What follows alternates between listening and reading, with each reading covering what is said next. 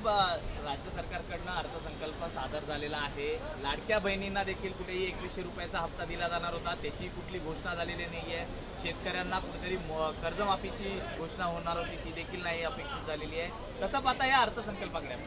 खरं म्हटलं तर राज्याने आता अर्थ खात्याने अर्थमंत्र्यांनी या राज्याने दिलेला अर्थसंकल्प हा तुटीचा अर्थसंकल्प दिला.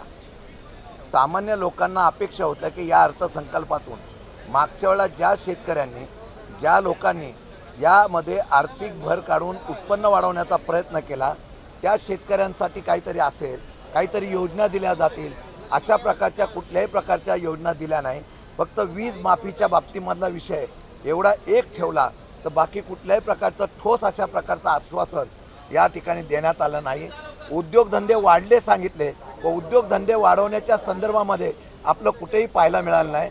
फक्त एक मी पाहिलेलं आहे, ज्या मुद्रांक शुल्क माफ उद्योगधंद्यासाठी केलं आहे ते एका व्यक्तीसाठी केलं आहे अशा प्रकारचं चित्र या ठिकाणी पाहायला मिळालेलं आहे.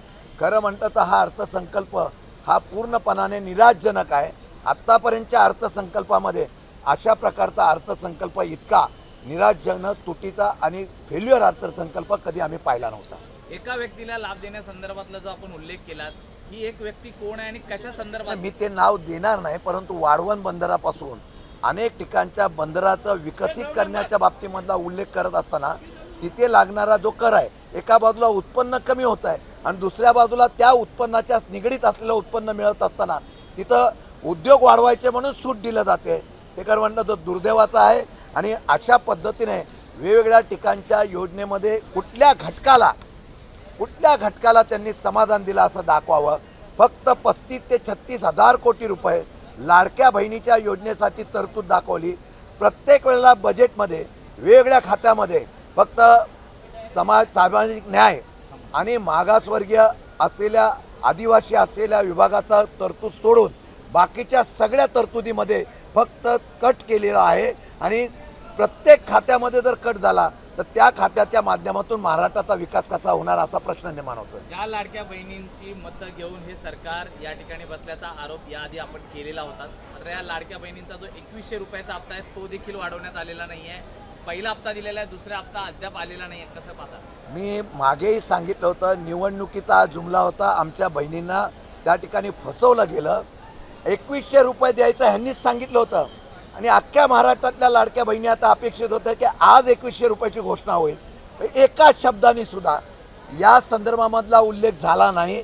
फक्त तरतूद या पैशाची आम्ही योजना चालू ठेवण्यासाठी किती केली एवढाच फक्त उल्लेख झाला आहे. हे दुर्दैवाने सांगावं लागतं. आज जो आर्थिक बजट यहाँ पे दिया अर्थसंकल्प आया है महाराष्ट्र के आम आदमी के लिए निराशजनक है. केंद्र की योजना राज्य में इम्प्लीमेंट करने का क्रेडिट राज्य सरकार ले रहे हैं. और दूसरी बात है, आम आदमी और किसानों के लिए जो अर्थसंकल्प में उम्मीद थी वो उम्मीद आज दिखाई नहीं दे रही है. आज ये अर्थसंकल्प टूटी का अर्थसंकल्प होने के बाद फेलियर है, ऐसा मुझे दुर्भाग्य से कहना पड़ता है. ये तो देखो, अगर ये योजना अगर वो लोग बंद करते हैं तो उसका पूर्ण तरीके से उसके अगेंस्ट में पूरी पब्लिक और लाड़की बहन जाएगी. और इसके लिए ये योजना अगर बंद करेंगे तो उनके लिए कठिनाई होगी. हमारा कहना था, तुमने ही बोला था 2100 रुपये हम लोग देंगे. आज वो तो 2100 रुपये के लिए उम्मीद लेके बैठी है.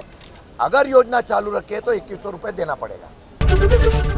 एबीपी माझा, उघडा डोळे बघा नीट.